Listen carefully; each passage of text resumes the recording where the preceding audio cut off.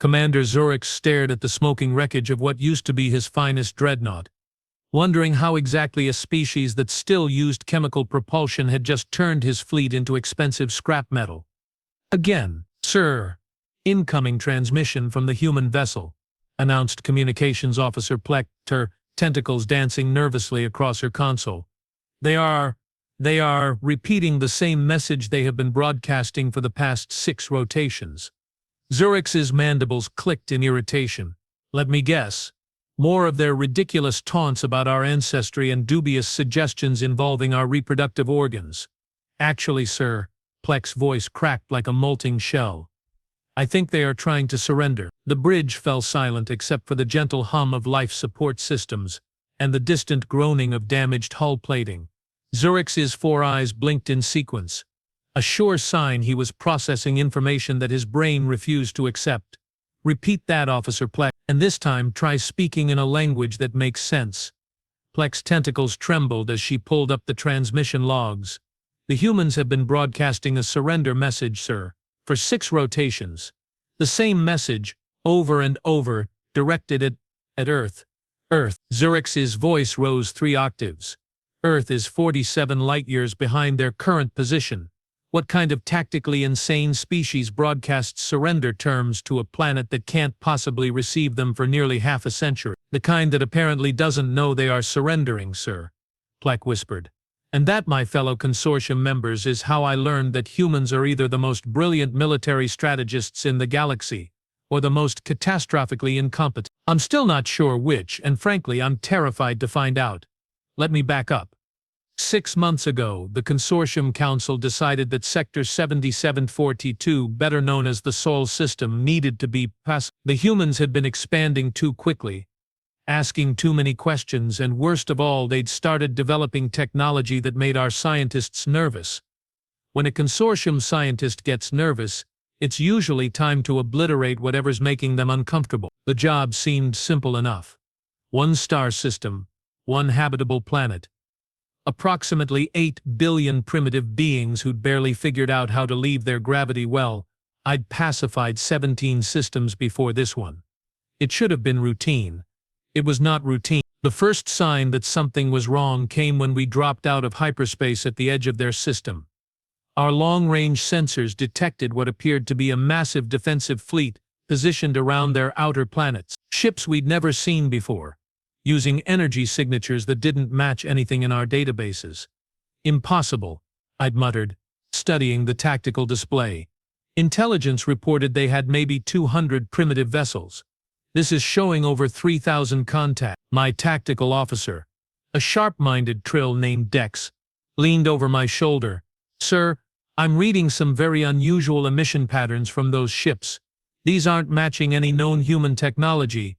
I should have turned around right then. Pride, however, is a universal constant, and my pride was considerably larger than my common sense.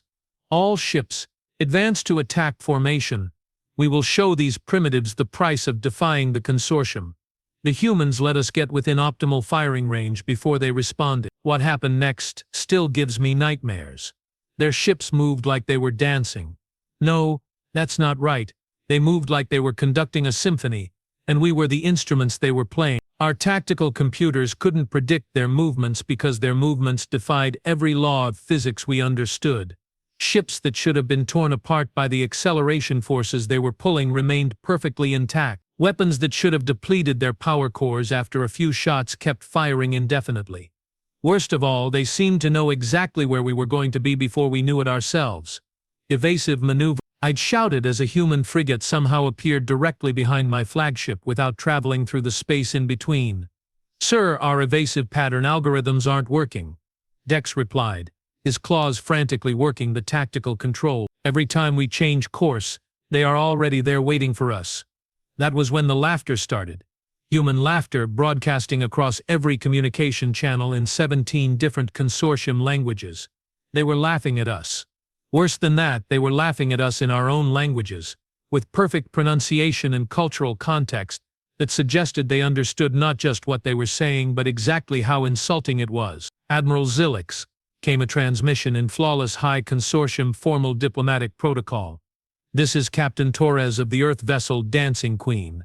We are prepared to accept your surrender at your earliest convenience. My surrender? I commanded the largest battle fleet in Consortium history. I had weapons that could crack planets. I had shields that could withstand the output of entire stars. And they wanted me to surrender? Tactical analysis. I snapped at Dex. Sir, we have lost 17% of our fleet in the past 3 minutes. They have suffered 0 casualty. Their weapons are penetrating our shields like they are not even there, but our weapons are having no effect on their hulls whatsoever. How is that possible? I don't know, sir.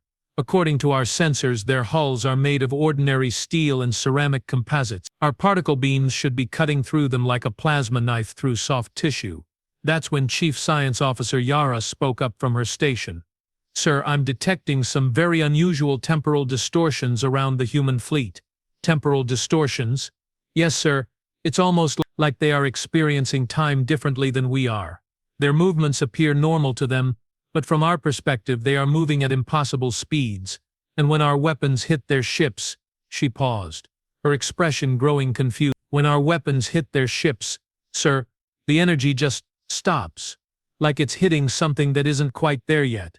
I felt a chill run down my spine that had nothing to do with the bridge's environmental controls. Are you suggesting they have temporal shielding? You don't know what I'm suggesting, sir. This is beyond anything in our scientific understanding. That was the moment Captain Marcus Torres decided to open a private communication channel directly to my command console. How he'd bypassed our encryption and targeted my personal terminal was another mystery I didn't want to think about. Admiral Zilix. The human's voice was calm, almost friendly. I think we need to talk. His image appeared on my screen, a middle-aged human with graying hair and laugh lines around his eyes. He looked like someone's grandfather, not the commander of a fleet that was systematically dismantling the pride of the Consortium military. What do you want, human? To avoid unnecessary bloodshed, Torres replied. We have been trying to contact Earth to inform them of our surrender for 6 rotations now. Unfortunately, our quantum entanglement communicators seem to be malfunctioning. I stared at him. Your surrender? Oh yes, we formally surrendered to the Consortium approximately 6 rotations ago. We transmitted our unconditional surrender directly to Earth, along with detailed terms for a peaceful transition of authority. Unfortunately, the message seems to be traveling by conventional electromagnetic transmission rather than instantaneous quantum relay. My brain tried to process this information and failed spectacularly. You are telling me you surrendered 6 days ago, but Earth won't receive the message for 47 years. 46.7 years. Actually, but yes, that's the gist of it. And in the meantime, Torres smiled, and it was the most terrifying expression I'd ever seen on any sentient being's face. In the meantime, Admiral, we are required by Earth Defense Protocol 774 to resist any hostile action with extreme prejudice until Earth Command acknowledges our surrender and orders us to stand down. That's insane. That's bureaucracy, Admiral. Surely a representative of the Consortium understands the importance of proper authorization and chain of command. I looked at my tactical display. Another 6 ships had been destroyed while we'd been talking. My fleet was being systematically dismantled by an enemy that had technically already surrendered but couldn't stop fighting because their home planet hadn't received the memo yet. Captain Torres, I said carefully, what exactly would it take to resolve this situation? Well, Admiral, you could withdraw your fleet and wait 46.7 years for Earth to acknowledge our surrender.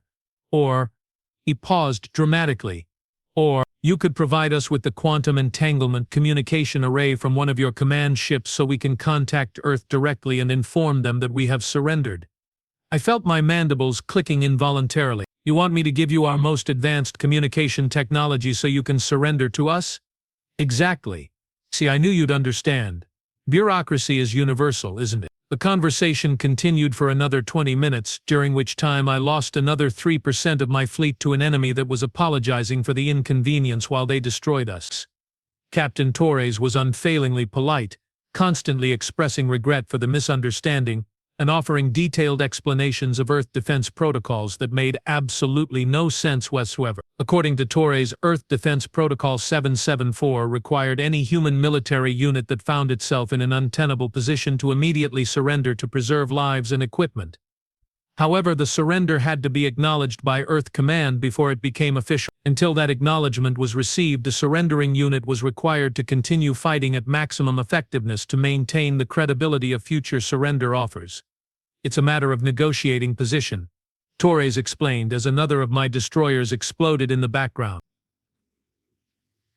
If we just stopped fighting without proper authorization, it would undermine the value of human surrenders in future conflicts. But you are winning, I protested. Are we? Torres looked genuinely surprised. Our sensors show that we are substantially outgunned and outnumbered. We are operating under the assumption that this is a delaying action at best. That was when I realized the humans had no idea they were winning. According to their tactical displays, which Torres helpfully shared with me, they were reading the battle completely differently than we were. Their sensors showed massive Consortium reinforcements jumping into the system every few minutes. They showed our weapons having devastating effects on their fleet. They showed their own ships taking critical damage and barely holding together. None of it was true, but they believed it complete. Captain Torres, I said slowly, how many ships have you lost in this engagement? According to our damage reports, we have lost 63% of our fleet, Admiral. We are down to our last ammunition reserves. Our shields are failing across the board, and most of our ships are operating on emergency power only. I looked at my own tactical display, which clearly showed that not a single human ship had been destroyed or even significantly damaged, and yet you continue fighting. Earth Defense Protocol 774 is very clear, Admiral. We fight until we receive confirmation that our surrender has been accepted or until we are completely destroyed. No exception. What if I told you that from our perspective you haven't lost a single ship? Torsa's expression grew puzzled. I'd say you need better sensors, Admiral. We are barely holding together out here. That was when Science Officer Yara announced something that made the entire situation even more incomprehensible. Sir, I'm detecting multiple quantum probability cascades throughout the human fleet. It's almost like they are existing in several different realities simultaneously. The temporal distortions I mentioned earlier, sir.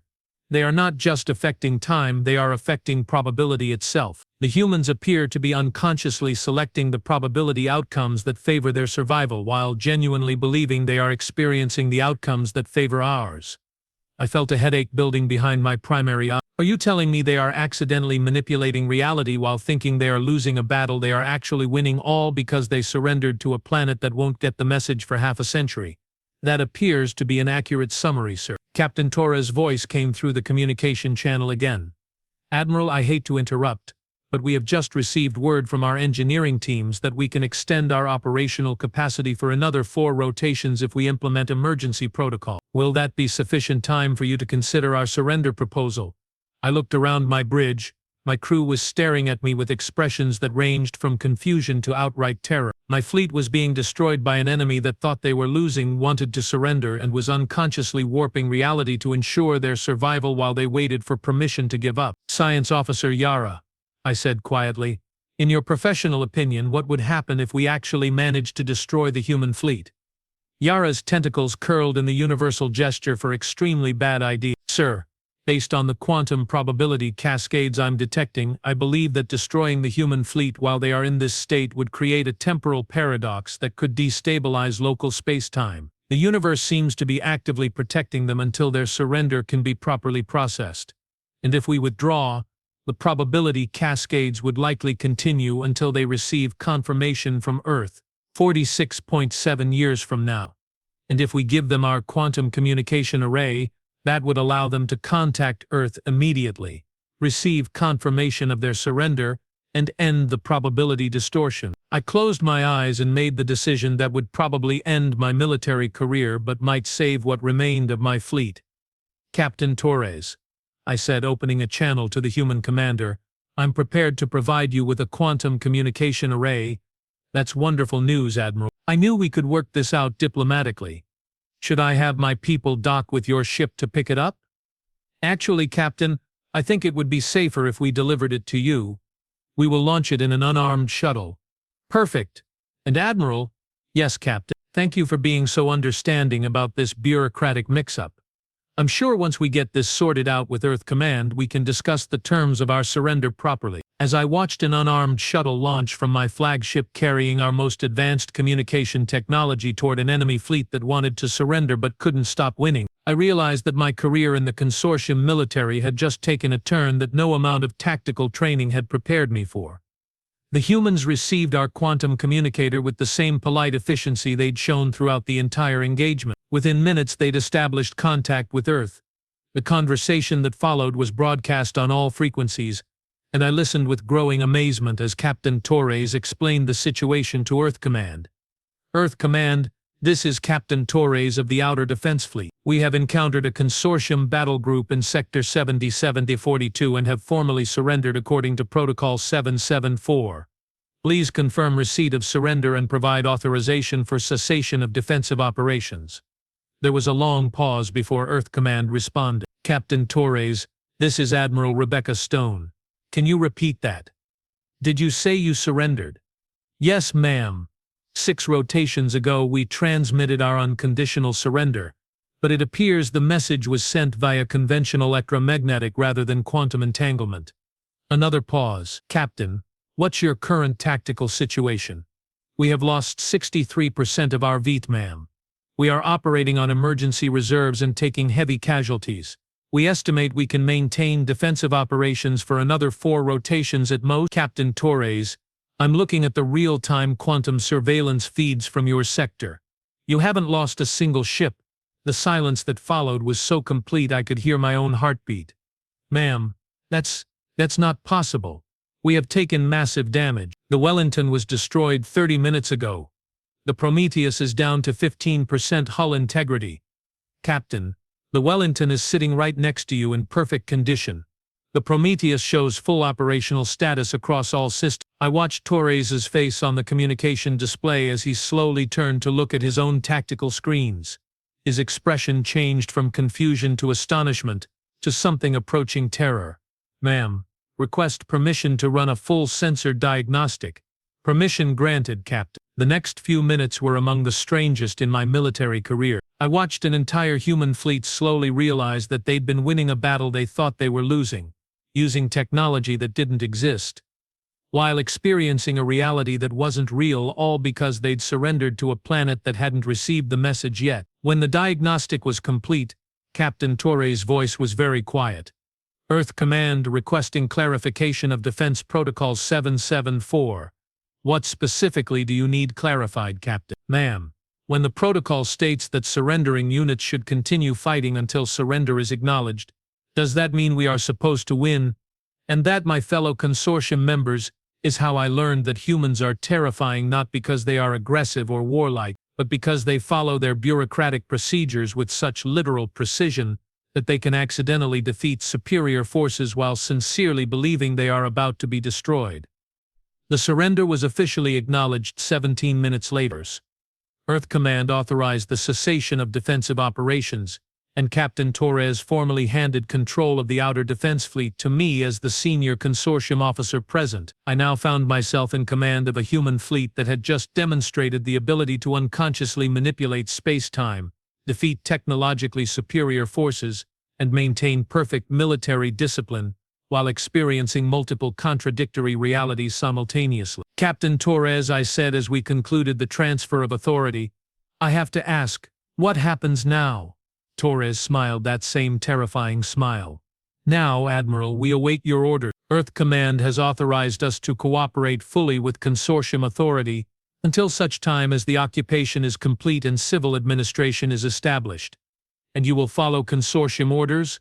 Of course, Admiral, we are quite good at following orders, as you have seen. I looked at my tactical display, showing a human fleet that could apparently do impossible things as long as they believed they were supposed to, now under my command and awaiting instructions.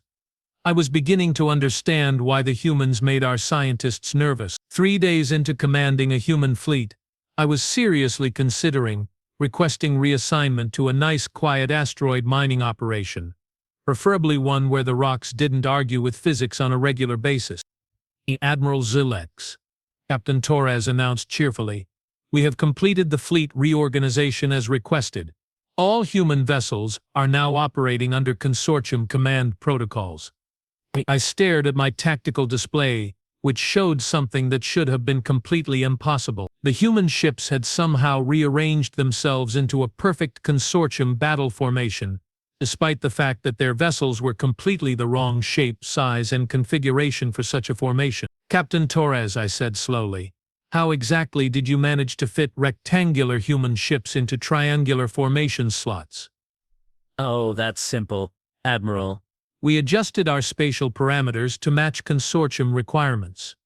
"You adjusted your spatial parameters?" "Yes, sir. Standard procedure when operating under foreign command protocols. We always adapt our equipment to match operational requirements." I looked at Science Officer Yara, whose tentacles were practically vibrating with scientific excitement. "Sir," she whispered, "they have actually altered their ship's dimensional characteristics. The vessels are simultaneously maintaining their original configurations and conforming to our formation requirements." "That's impossible." "Yes, sir. They are doing it anyway." This was becoming a pattern. The order I gave to the human fleet resulted in compliance that violated fundamental laws of reality, followed by cheerful reports that everything was proceeding normally. When I'd ordered them to reduce their fleet speed to match our maximum velocity, they'd somehow made their ships slower while maintaining their original momentum. When I'd requested they switch to consortium communication frequencies, they'd started broadcasting on wavelengths that didn't exist. When I'd asked for a status report on their ammunition reserves, they'd informed me they were completely out of projectiles while simultaneously firing weapons that clearly required projectiles. "Captain Torres," I said, activating the communication channel, "I need to ask you something, and I want you to think very carefully before answering." "Of course, Admiral. Do you have any idea how you are doing these things?" Torres looked genuinely puzzled. "Doing what things, sir?" "The dimensional adjustments. The impossible formations. The weapons that fire ammunition you don't have." "Oh, that." "Well, Admiral, we follow standard military procedure. When given an order, we find a way to carry it out. That's basic training. But the laws of physics are guidelines, sir, useful for general reference, but not really applicable when you have direct orders from a superior officer." I felt that familiar sensation of my brain trying to flee through my auditory canals. "Captain, are you telling me that humans can ignore the laws of physics when following orders?"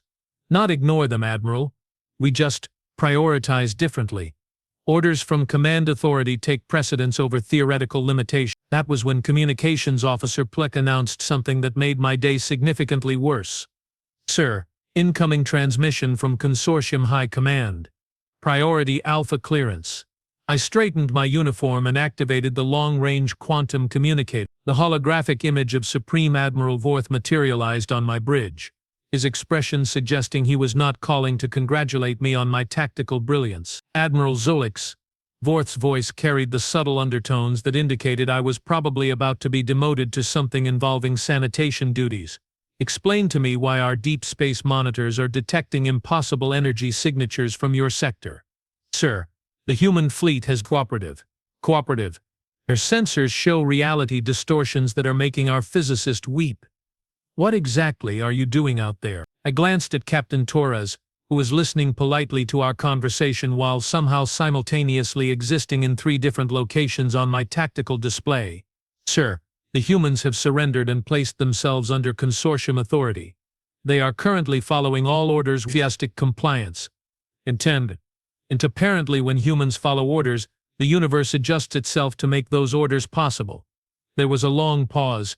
"Repeat that, Admiral." "The human military follows orders so literally that they unconsciously manipulate reality to ensure compliance, sir." Another pause, longer this time.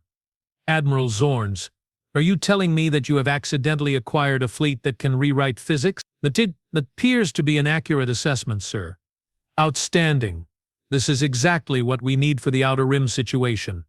I felt my mandibles lock in position. "The Outer Rim situation, sir." "Admiral, we have been fighting the hegemony forces in the Outer Rim for 18 months. They have established defensive positions that are mathematically impossible to breach. We need a fleet that can do impossible things." "Sir, with respect, I'm not sure the humans can be controlled that precisely. They follow orders, but they interpret them creatively." "Nonsense, Admiral. They are military personnel. Military personnel follow orders. How creative can they possibly be?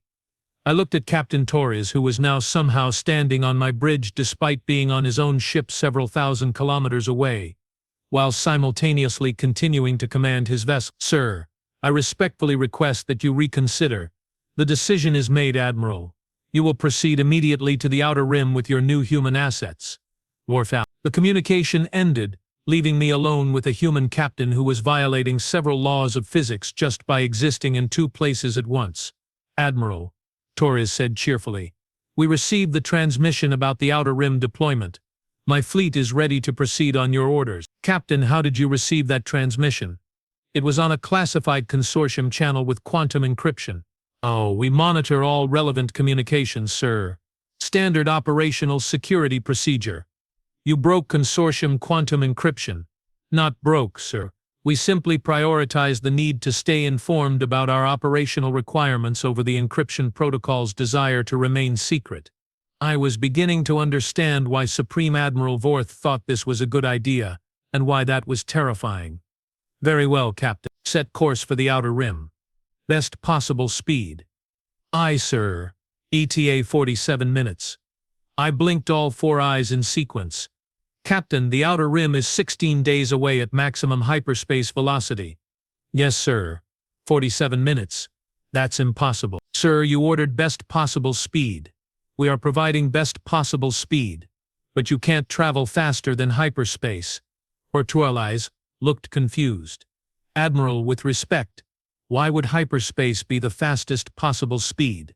You said best possible, not best practical or best theoretical. We are following your orders exactly as given. I watched my navigation display as the human fleet somehow began moving at velocities that made my sensors give up and display error messages. We were traveling faster than light, faster than hyperspace, faster than anything in known physics allowed. Captain Torres, I said weakly, what exactly is propelling your ships? Determination, sir. You gave us direct orders to reach the Outer Rim at best possible speed. We are very good at following orders. 47 minutes later we arrived at the Outer Rim combat zone. What I saw there made me realize that Supreme Admiral Vorth had seriously underestimated both the problem and the solution he'd sent to fix it. The hegemony had constructed a defensive line that was genuinely impossible. Their ships were positioned in four-dimensional space, occupying coordinates that existed in mathematical theory but not in physical reality. Their weapons fired backwards through time to hit targets before they arrived. Their shields extended into parallel universes to deflect attacks that hadn't been made yet. It was the most sophisticated display of advanced physics I'd ever seen, and it was completely impregnable by any conventional means. Captain Torres, I said, studying the tactical analysis, you are looking at an enemy position that exists partially outside normal space-time. Their defenses are mathematically perfect. How do you propose to attack something that isn't entirely real? Torres examined his own displays for approximately 30 seconds. Admiral, I don't see the problem. They are just enemy ships in defensive positions. We attack them. Captain, they are occupying four-dimensional space, so we will attack them in four-dimensional space. Humans don't exist in four-dimensional space. We do now, sir. You ordered us to attack them. I watched in fascination and horror as the human fleet simply expanded. Not physically, but dimensionally. They were still three-dimensional ships, operated by three-dimensional crews. But they were also somehow occupying the same four-dimensional space as the hegemony forces. All human vessels, Torres announced calmly, commence attack on designated targets. Remember, we are operating under Consortium authority, so standard engagement protocols apply. What happened next was less a battle and more a systematic demonstration of how human military thinking applied to impossible situations produces results that defy description. The hegemony's time-shifting weapons fired at where the human ships had been, but the human ships were following orders to attack, which meant they had to be where they needed to be when they needed to be there. The result was that hegemony weapons missed targets that were moving through time in ways that made temporal mechanics weak. The hegemony's parallel universe shields deflected attacks from other dimensions, but the human weapons were fired under direct orders from a superior officer, which apparently gave them priority over dimensional barriers. The shields simply stopped work. The hegemony's four-dimensional positioning became irrelevant when the human ships decided that their orders required them to occupy the same space, and orders from command authorities superseded theoretical spatial limitations. Admiral reported Tactical Officer Dex, his voice filled with awe. The hegemony defensive line is collapsing. Complete structural failure across all positions. How? The humans appear to be attacking them with military regulations, sir. Explain that. Every time a hegemony ship tries to use an impossible defensive measure, the humans counter with a standard military protocol that somehow takes priority over the impossible defense. Their weapons aren't penetrating the shields, sir. The shields are standing down because the humans have proper authorization to be shooting at them. I watched as Captain Torres coordinated an attack that involved ships moving through 4 dimensions, firing weapons that didn't exist at targets that were only partially real, using tactics that consisted entirely of following standard military procedures with absolute literal precision. The hegemony forces, who had spent months creating mathematically perfect defenses, found themselves losing to an enemy that simply refused to acknowledge that their defenses were theoretically impregnable. Admiral Zoix, came a transmission from the hegemony command ship. We request immediate ceasefire for emergency negotiations. I opened a communication channel. This is Admiral Zoix of the Consortium fleet. State your terms. Admiral, we surrender. Unconditionally. Please make them stop. I looked at Captain Torres, who was somehow conducting a 4-dimensional space battle while standing on my bridge and commanding his own ship simultaneously. Captain, the enemy is attempting to surrender. Torres frowned. Sir, have they filed the proper surrender documentation? Well, Consortium Military Regulation 47B clearly states that surrender offers must be submitted in writing, in triplicate, with proper authorization from the surrendering party's chain of command. Have they followed proper procedures? I stared at him. Captain, they are trying to surrender to stop you from destroying them. Yes, sir, but regulations are regulations. We can't accept an improper surrender. That would set a bad precedent. I opened the channel to the hegemony commander. Hegemony forces, you need to submit your surrender in writing, in triplicate, with proper authorization. Admiral, we are under attack by ships that exist in impossible dimensions. We don't have time for paperwork. I'm sorry, but Consortium regulations are very specific about surrender procedures. This is insane. This is bureaucracy. I replied and realized I was starting to sound like Captain Torres. 15 minutes later, after the hegemony had hastily prepared surrender documents while continuing to lose ships to attacks that violated physics, the paperwork was properly filed and the human fleet ceased fire. Excellent work, Captain Torres, I said as we watched the hegemony fleet power down their weapons. Mission accomplished. Thank you, sir. Will there be anything else? Actually, Captain, I have a question. When this operation is over, what happens to your fleet? We return to Earth for reassignment, sir. Standard procedure after temporary duty under foreign authority. And Earth will just accept that you can manipulate reality now? Torres looked puzzled. Admiral, we haven't been manipulating reality. We have been following your order. Reality adjusted itself to accommodate proper military procedure. There's a difference? Of course, sir. Reality is flexible. Military regulations are absolute. That was when I realized the true horror of what the Consortium had stumbled into. We'd accidentally discovered a species that considered military bureaucracy to be more fundamental than the laws of physics. Worse, the universe seemed to agree with them. Captain Torres, I said carefully, when you return to Earth, will you report what happened here? Of course, sir. Complete after-action reports are required for all operations. And when Earth Command reads those reports, they will probably want to review our procedures, sir. Make sure we are following proper protocols. I felt my career prospects shifting into dimensions that didn't exist. Captain, in your professional opinion, what will happen when Earth's military leadership learns that following orders literally can override the laws of physics? Torres was quiet for a long moment. Admiral, he said finally, I think that would depend entirely on what orders they decide to give. I looked at the tactical display showing a human fleet that had just defeated an impossible enemy using nothing but military regulations and bureaucratic precision. In a few weeks, that fleet would return to Earth with a complete report of everything that had happened. Earth Command would learn that their military personnel could accomplish literally anything as long as they believed they were following proper orders. Captain Torres, I said, I think the Consortium may have made a serious mistake. How so, sir? We conquered Earth to prevent you from becoming too dangerous. Instead, we just taught you that you are more dangerous than we thought. Torres smiled that terrifying smile again. Admiral, I think you may be right.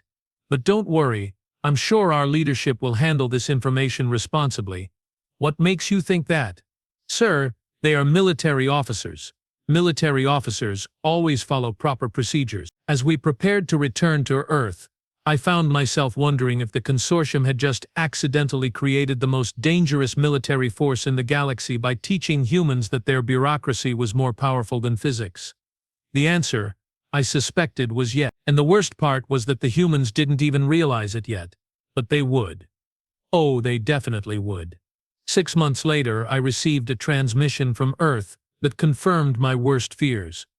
It was from Admiral Rebecca Stone, the officer who had authorized the original surrender. Admiral Zilix, she said, we have reviewed Captain Torres' after-action reports. Very interesting reading.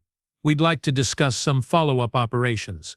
What kind of operations, Admiral? Well, Admiral, it seems that when human military personnel receive proper orders from legitimate authority, we can accomplish things that were previously considered impossible.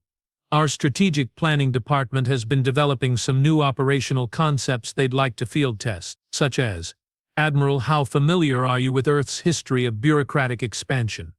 I felt that familiar sensation of my brain trying to escape. Admiral Stone, please tell me you are not planning to… Admiral Zilix, we have decided to formally request Consortium full membership, with all associated rights and privileges. The Consortium Council will never approve. Oh, but Admiral, they already have. We submitted our application through proper channels, following all established procedures. The application was processed and approved in accordance with standard Consortium protocols. That's impossible. Membership applications require years of review. Admiral, you have learned that impossible is a very flexible concept when proper procedures are followed. Our application was approved 3 minutes ago. I stared at the communication display in horror. Admiral Stone, what exactly are you planning? Admiral Zilix, we are planning to bring proper military efficiency to Consortium operation. Think of all the improvements we could make if every Consortium military unit followed orders with the same precision as human personnel.